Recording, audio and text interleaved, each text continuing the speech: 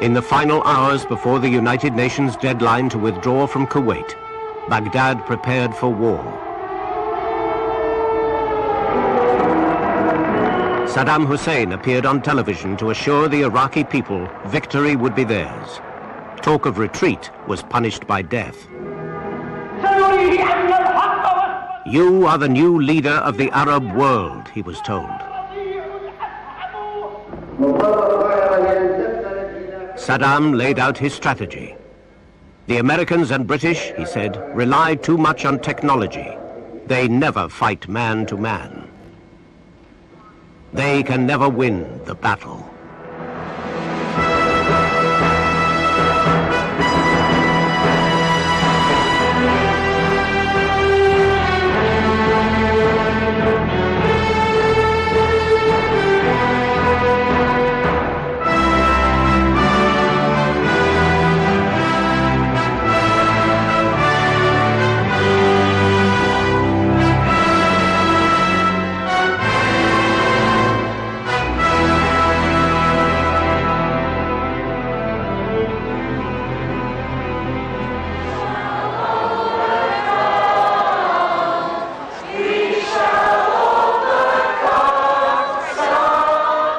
Across America and Europe, midnight vigils marked the passing of the deadline.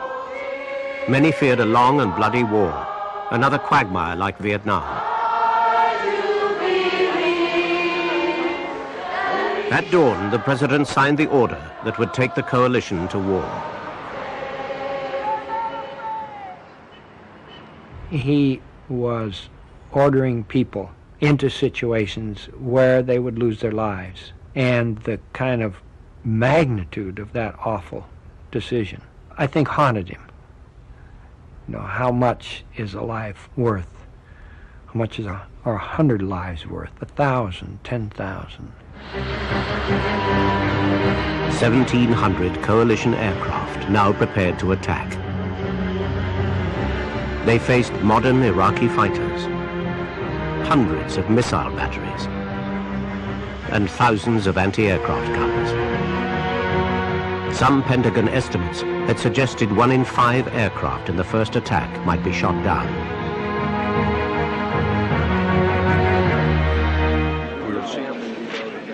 The American air planners hoped the attacks would be precise and powerful enough to bring Iraq to its knees. To begin with, the army occupying Kuwait would hardly be touched. Instead, strategic targets all over Iraq would be obliterated. Before the planes could attack, a unit known as Task Force Normandy had a critical role. Its Apache helicopter crews had been training for months. Their mission, to destroy at all costs 2 radar sites that could give Baghdad early warning of what was to come.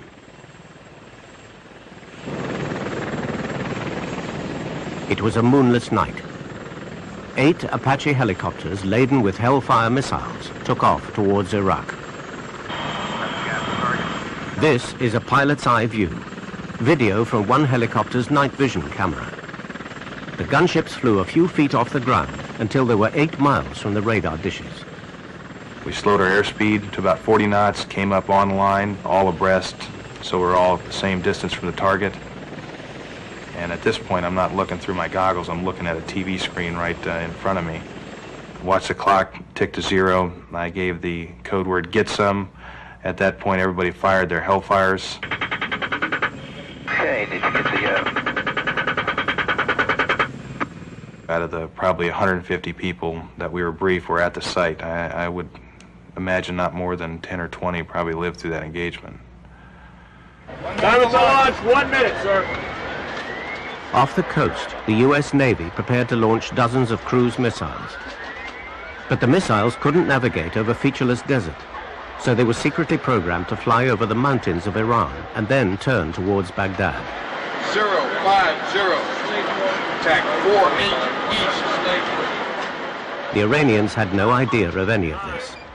The Navy commander prayed nothing would go wrong. We were dealing with neighboring countries who we didn't want to join into the fray.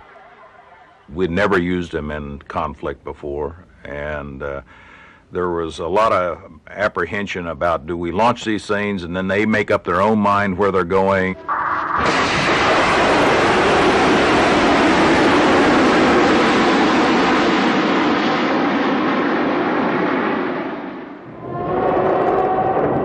In Baghdad, the guns began to fire. 10 stealth bombers were minutes away. They were designed to be invisible to radar, but as insurance, the US Air Force started to jam Baghdad's radar. The jamming gave the game away. The defenders' radar screens were blinded, but 3,000 anti-aircraft guns and 60 missile batteries fired wildly into the sky.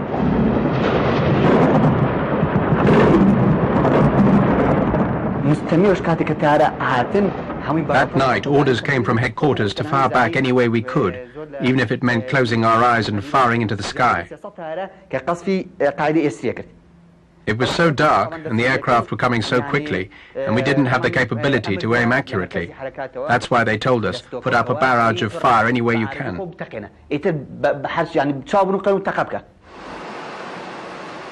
In the approaching stealth bombers, the pilots saw the firestorm of shells and missiles exploding above the city. They flew straight towards it. What we wanted to do was sever his ability to communicate with his frontline forces. And if that meant killing him, then so be it. Holy cow. That was a large airburst that we saw. It was filling the sky. And I think, John, that airburst took out the telecommunications. CNN journalists gave a running commentary to the outside world.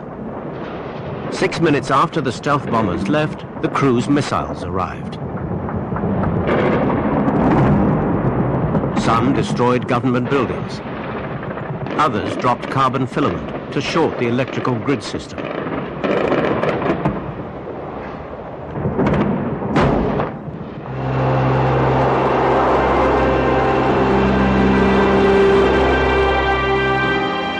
With the initial attacks complete, an armada of coalition aircraft headed for targets all over Iraq.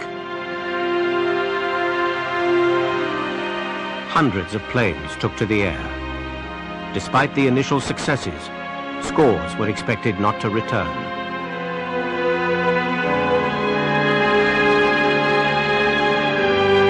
As the battle unfolded, Norman Schwarzkopf sent a message to his troops. Soldiers, sailors, airmen, and Marines, this morning at 0300, we launched Operation Desert Storm. My confidence in you is total. Our cause is just. Now, you must be the thunder and lightning of Desert Storm. Planes were in the air at that time, heading towards their targets, with no guarantees of the outcome. To know that we had taken a very big step and that the war had started and none of us knew exactly how it was going to end, it's a very, very emotional moment. With key air defense headquarters destroyed, Iraqi fighters couldn't operate. Only a few managed to struggle into the air. Our fighter aircraft had orders to attack, but who? The radar was blank. The first Iraqi fighter of the war was shot down. And I see that somebody's targeted on me. It's an Iraqi fighter who wants to target me and shoot me down. And so I remember firing a missile. I remember seeing this big blue flame coming across the sky, 3 to 5 seconds long. And I remember seeing it, and then it goes away. And I remember thinking to myself that, that my missile hit him and that the target's destroyed and that he's down, but what's ahead? AWACS planes, Boeing 707s packed with computer equipment, helped control the battle.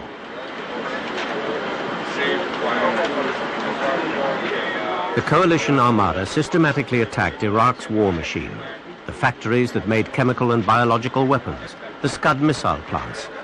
In all, that night, over 200 different targets were hit.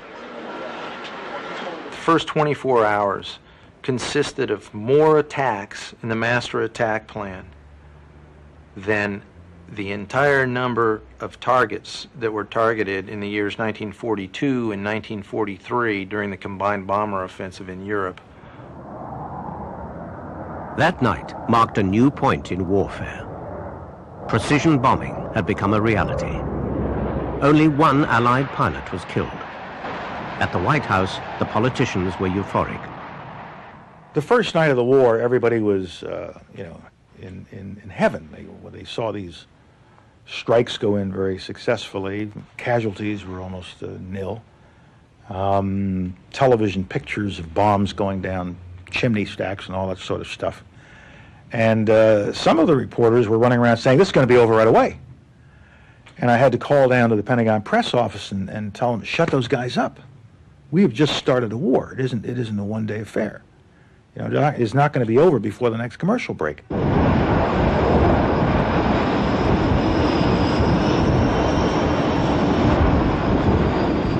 Just before dawn, the RAF attacked an airbase near Basra, Iraq's second city.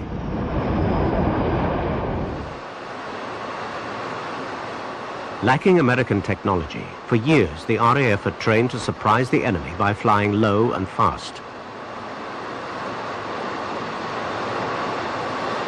It was not a tactic they'd had the chance to use on a modern battlefield. Out there it was burning blue. I mean, it was probably 8 o'clock in the morning, at 8:30, and it was blue sky and the visibility was 1,000 miles. We were flying at maybe 60 or 70 feet and about 500 or 600 miles an hour, and there's this huge explosion and a flash, and the aircraft was hit by a missile.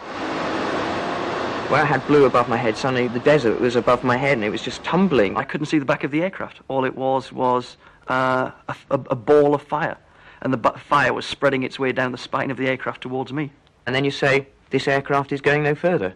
And then you go, give me the ejection drills, It's actually half a second between pulling the handle and being thrown clear of the aircraft, and that half a second's like a lifetime. And then it's as if someone, a huge giant, just grabs you by the shoulder. He yanks you up, and I remember my head going forward. And then there's the crack as the canopy opens, and you're left in your parachute. And it's deathly silent, and there we were about to land in the desert in Iraq. And then you realise how big the desert is, and how clear the sky is. We'd gone from these modern-day nights on our high-tech Chargers, flashing around the sky in £20 million worth of technology, and suddenly there we were, two very sad pink bodies in the desert. Then, after about 3 hours, we saw some Iraqis coming towards us. And shots started to ring out, and they were shooting at us. They were trying to kill us. And we were down low, and I can't see it. And I remember John looking at me here as we were down, and going, should we go out with a bang? And I don't know why, I just said, no, there's always hope. Saddam Hussein was moving between safe houses in the suburbs. The bombing had been destructive, but hadn't inflicted the civilian deaths Saddam had judged would outrage world opinion. His former intelligence chief says when he briefed Saddam on the situation, his temper flared. I said, I know that Iraq will be destroyed. I'm telling you the truth. Saddam said, these Americans are technicians, not soldiers who fight. They have technology on their side, but that won't help them win. Saddam had already planned where to strike back.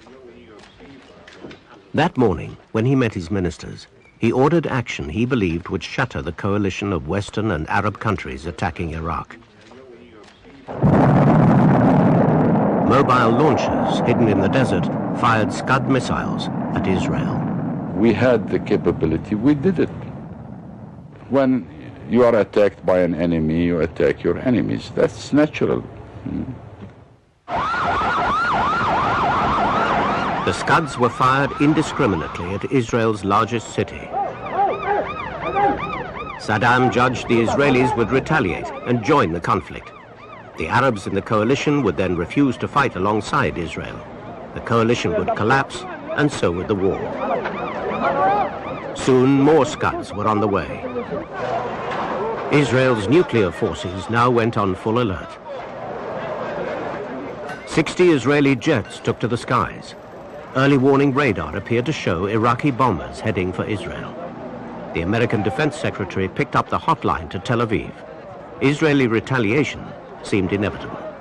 You can imagine an American president sitting quietly as missiles land on the United States saying, no, we're not going to do anything. I mean, that's an unacceptable political position for any government. The Israeli army reported nerve gas in the debris of one of the missiles. Israelis prepared for the worst. We knew we had a real problem at this point, because if Israel got into the war, this was a real break for Saddam. If he provoked the Israelis into attacking him, then the chances of holding the coalition together really became problematical. I must say that this is the darnest way to conduct an interview. Ultimately, none of the 8 Scuds that landed that night proved to have chemical warheads. The kind of threat we're facing. After some discussion, Baghdad had decided the Israelis might retaliate against a chemical attack with nuclear weapons. Actions that are necessary to remove it. أكيد بأن قسما من الصواريخ سكود كان. Some of the Scud missiles were loaded with chemical warheads, but they weren't used. They were kept hidden throughout the war. إلى ما بعد الحرب. We didn't use them because the other side had a deterrent force. المتوفرة لدى الطرف المقابل. The man who decided what happened next was Israel's Prime Minister, Yitzhak Shamir. He and George Bush disliked each other, but now Bush telephoned him. An angry Shamir told the president if America couldn't stop the Scuds, the Israeli Air Force would. Bush said to Shamir, pleaded with Shamir, tried to cajole Shamir that Israel not take any military action, that this would be injurious to the cause of, to the Allied cause, that in the final analysis this would also be injurious to Israel's cause. I think in such situations you have not to play with words. It couldn't be a moment of diplomatic discussions and debates. And well, I explained to him, it's very difficult, Mr. President, it's very difficult. I don't know what the day of tomorrow will bring, but at this moment we will act accordingly, accordingly with new concepts. Israel became the president's top priority. We were going to be redoubling our efforts, and the darndest search and destroy effort that's ever been undertaken in that out in that area, and I hope that that is very reassuring to the citizens of Israel.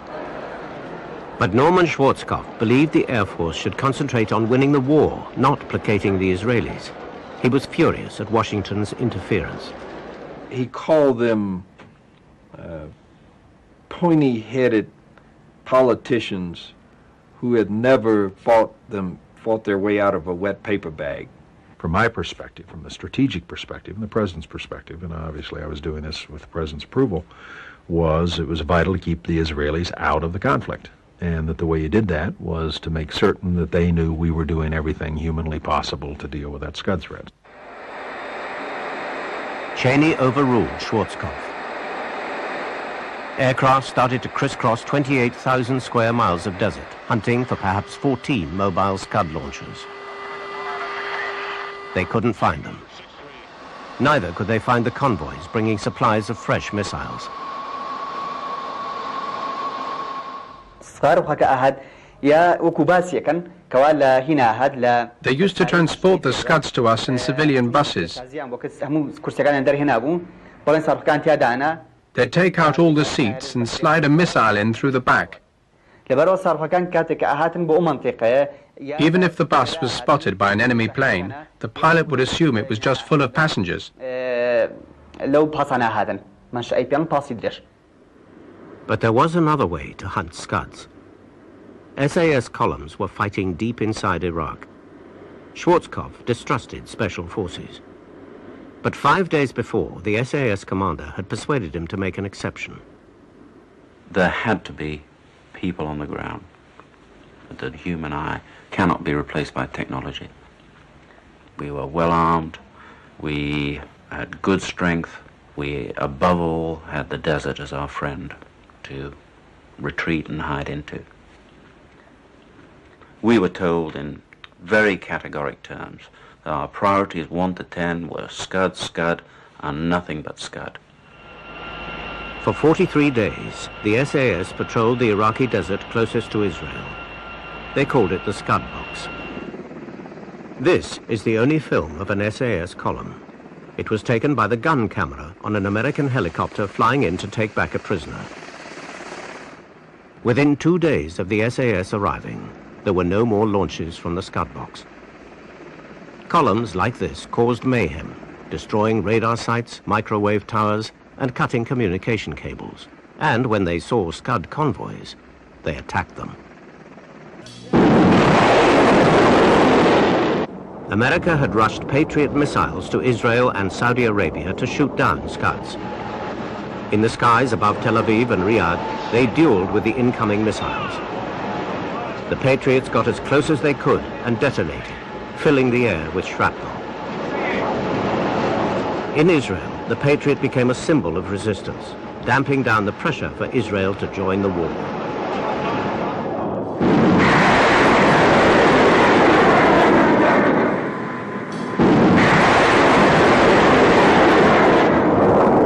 Patriot is 41 for 42. 42 Scuds engaged, 41 intercepted. I view it as an honor to be here, to come to Raytheon, the home of the men and women who built the Scud Busters. We're very...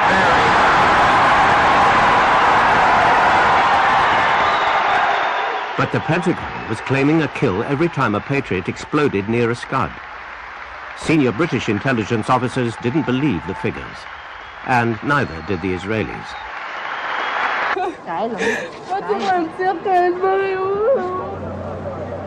On the ground in Tel Aviv, the Israeli military analyzed the damage every time a Scud fell to earth.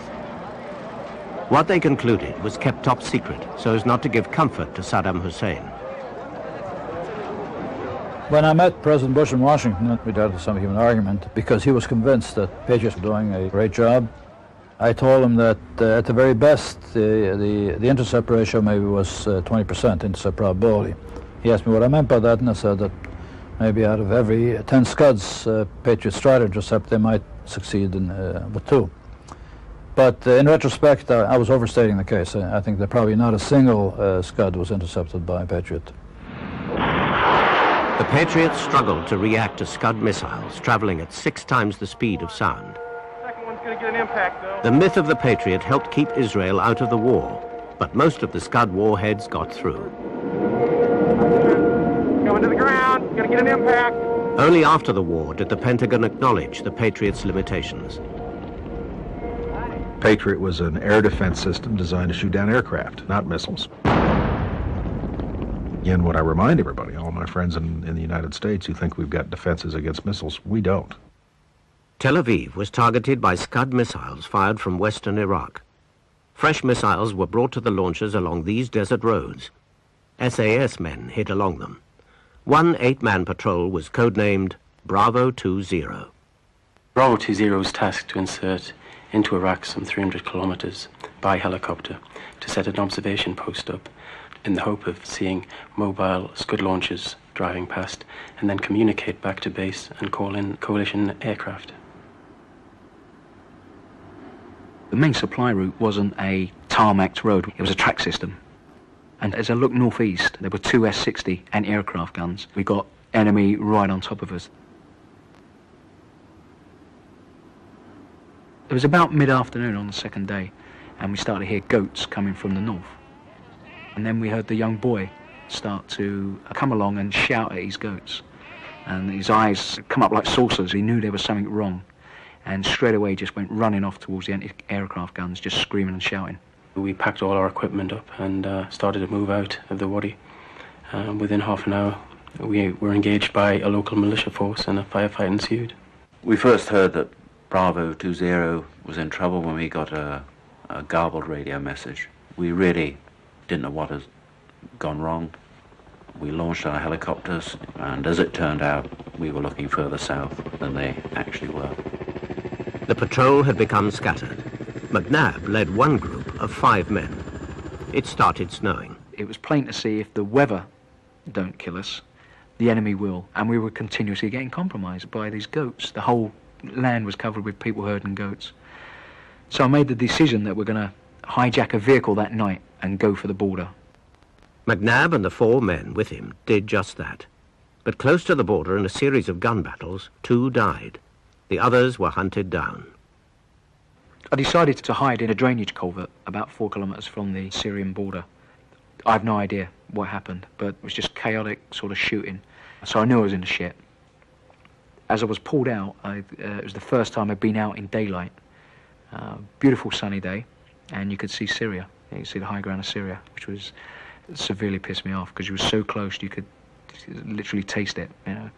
And that was it. I was captured. Meanwhile, the other 3 patrol members had started walking to Syria. The cold killed 1 man, another was captured, the 3rd reached the border.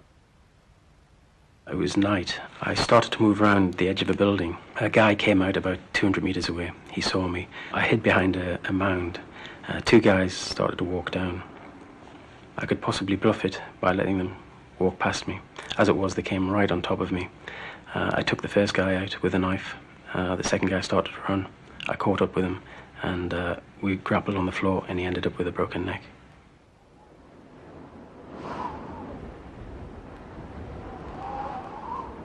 On the last night, when I started to collapse, I knew I was getting very, very close to dying at that point. I knew I had to get water. There was a goat herder's house. I staggered up there. A young guy came out and greeted me. I asked if this was Iraq. He then said Syria. He pointed back and showed me where Iraq was and assured me that I was safe. The bombing of Iraq continued. The RAF was having a difficult war. In these early days, its losses accounted for 1/4 of the coalition's total casualties. The crew's life expectancy could be measured in weeks. Whatever reasons may have been given after the war, the reason those aircraft crashed was because they were flying low level, for one reason or another. It may have been they flew into the ground, it may have been they were hit by flak, it may be they were avoiding flak, but they were flying low level. And so one said, well, is this necessary? Is this a sensible thing to do? And the answer was, no, it isn't necessary, and it's not a sensible thing to do, and I don't want to go on doing it. The American command admired the men, but were dubious about the tactics. They would happily have cancelled missions against airfields the Iraqis were not even attempting to use. The crews also suggested a change of tactics, but it didn't happen. It was going to impact on the whole of the RAF's strategy and put it into question, and as a result of that, there was a great reluctance in the MOD for it to change, and we weren't allowed to change it. The commanders on the spot were forbidden to change it. Shrapnel has gone through here and has gone out through the top of the wing. Only after another tornado was lost, and with sharp questions being asked by the Americans, did the low-level attacks stop. I think it was quite disgraceful interference by the Ministry of Defence in the tactics, not the policy, not the strategy of the war, the tactics of running that war.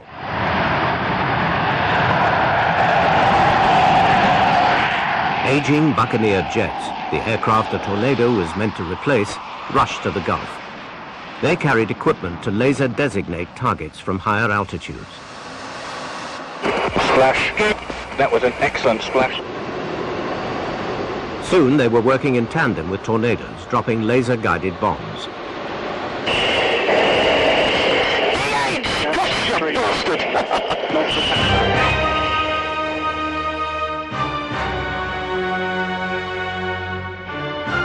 A week into the war, the air planners still believed by bombing Iraq they could deliver a decisive victory.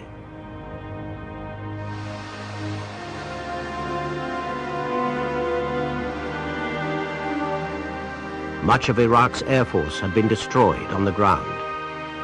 The coalition controlled the skies. It could bomb at will.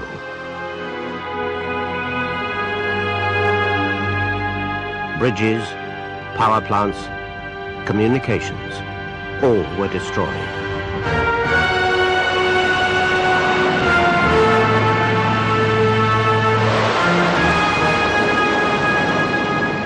But Saddam did not withdraw from Kuwait. He was determined to sit the bombing out. He would say, it's no problem. We can rebuild everything, even the morale of the people. You could sense the angst and anxiety and unease throughout the American body politic. Gosh, it's been going on for a week. Why isn't it over? Maybe it's not going well. What are we trying to do? And we had not been sort of on stage to explain what we were trying to do. So I went up to see Secretary Cheney and said to the Secretary, we've got to do something because this is, we're starting to lose the public on this one. Secretary Cheney and General Powell are here to... The fear the American public might turn against the military, as they had over Vietnam, influenced Powell's thinking throughout the war. And then General Powell... Public relations was the war's second front. As a measure of effectiveness of how we're doing in the air campaign, I just pull these two things out. I've laundered them so you can't really tell what I'm talking about because I don't want the Iraqis to know what I'm talking about. But trust me, trust me.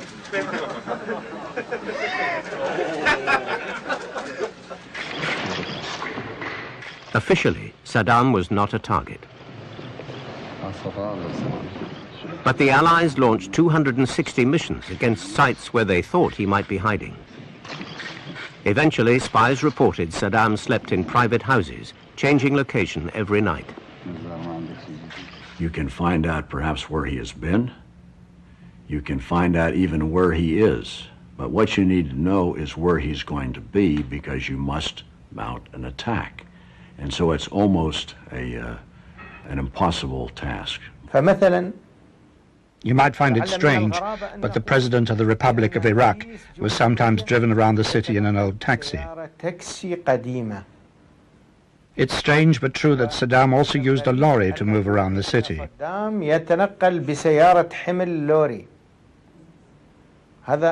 These are some of the measures he resorted to. The Air Force kept searching. These pictures prompted some of the more improbable missions of the war. Saddam was inside an American motorhome known as a Winnebago.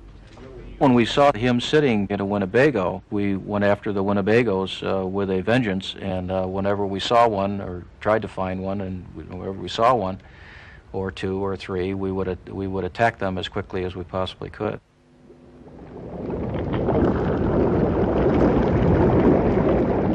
Iraqi soldiers in Kuwait opened a pipeline flooding the Gulf with oil.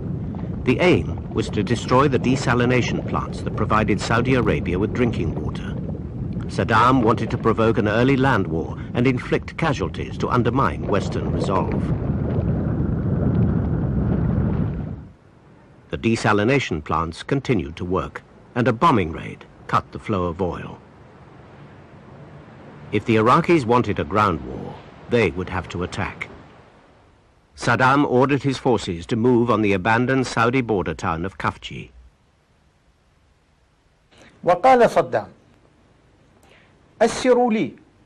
Saddam said, capture 4,000 or 5,000 American, British and French troops. We'll use them as human shields. We'll tie them to our tanks and overrun the Saudi oil wells. If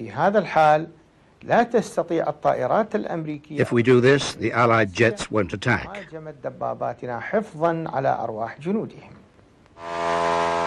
That evening, the U.S. Marines sent an unmanned spy plane on a routine flight over Iraqi positions in southern Kuwait. It beamed back television pictures to a truck at the launch site. What do we have here? Crow. Let's see what they are. Man, this is something. The Iraqi attack on Khafji had begun. The town was undefended. It had been evacuated on the first day of the war after the Iraqis shelled it. In the control vehicle, Marine helicopter pilots awaited orders to attack. But the orders never came. We'd been on the landline back to our wing headquarters, letting them know what was going on. We started, a million and one scenarios began running through our minds on, why in the world would they not be letting us launch on these vehicles? Guess what? Closer, closer, and 2,253 hours. They've crossed the border. Crossed in Saudi Arabia. King Fahd's going to be pissed. Fahd baby's going to be pissed. He's going to be hot. For an hour and a half, the Marines watched the Iraqis advance.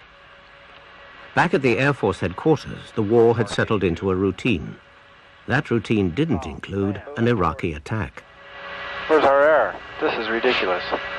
Frickin' bomber couldn't ask for any better target than that. Why was the Iraqi advance not stopped prior to Khafji? A very straightforward, simple question deserves a very straightforward, simple answer. It was not the Air Force's best day.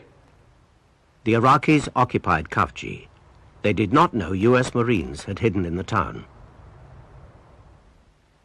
One of the 6-man reconnaissance teams was headed by Chuck Ingraham. Lawrence Lentz commanded the other.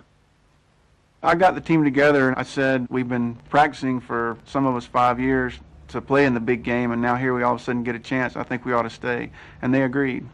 You're the only people there, yourself and another team of your buddies somewhere else in the city. And you know that that's it, the point of no return. Stand by. On this missile, I'll shoot it down range. Take that bad boy out. Baghdad announced a great victory. But by dawn the next day, American artillery was in position. The Marines inside Khafji gave precise radio instructions telling the guns where to fire. When I finally got artillery fire, it was the best feeling in the world. Everything we called in was what we call danger close, which simply means that it's so close that the round could actually hit us instead of the enemy.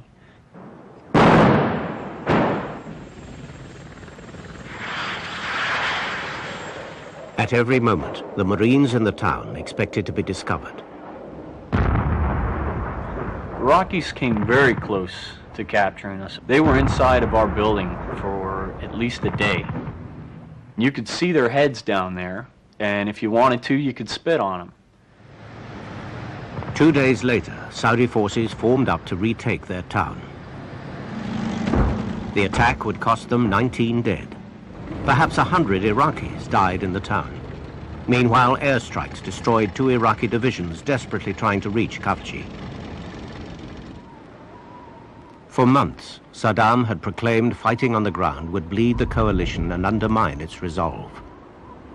But the attempt to reinforce Khafji was a bitter lesson in what air power could do to an army that surrendered control of the air. كما قلت بأن حالات من التوتر والقلق. Saddam became tense and anxious, although he tried to conceal it. كان يحاول إخفائها. كان في حركة He was restless. مستمرة. في المراحل الأولى لم. It wasn't so much that he cared about the casualties, but they exasperated him. داخله تصاعدا جنونيا.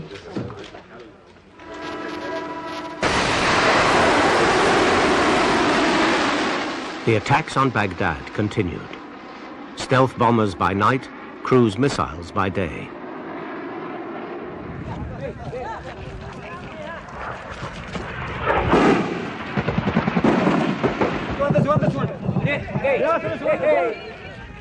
The missiles used the hotel where foreign journalists stayed as a final position check before heading for their targets. Coalition prisoners were now held in Baghdad. This character came in, looking at my teeth. You knew that something was going to happen, but you were hoping that maybe it wasn't. It was maybe some stupid, they're doing it for a laugh. But there's nothing you can do. And in fact, what he done, he got like a pliers or a pinchers or whatever they were, and he took the back quarter of the tooth out. I was struggling, I was screaming, and this is a demonstration of what we can do. Do you really think we're going to help you? We can just let you die. There's no problems with this. They just yanked me up and just karate chopped through, and kind of felt like the heel of the boot just into my knee. And I collapsed again, and they just pulled me up, smack, pulled me up, smack, pull me up, smack, pull me up, smack. And eventually, and somewhere in there, whilst they're doing that, they say, "Are you pilot or navigator? Are you pilot?" And eventually, pilot, and it just came out. I couldn't stop it. And that's when you realise you've broken to the violence. You feel a desperate sense of failure that you've let everyone down. هل لديك رسالة؟ Do you have a message?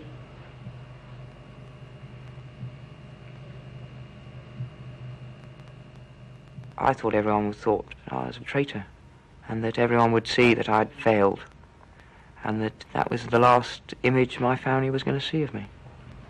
Terry and Guy, I love you. تم إصابتي بمنظومة عراقية لا أتمكن من تحديد. Somebody came up and he said, "We're going to execute you, or you can go on TV." And it was a stark choice of, make the broadcast or be killed. I think this war should be stopped so we can go home. I do not agree on this war with Iraq. And that was, I think, the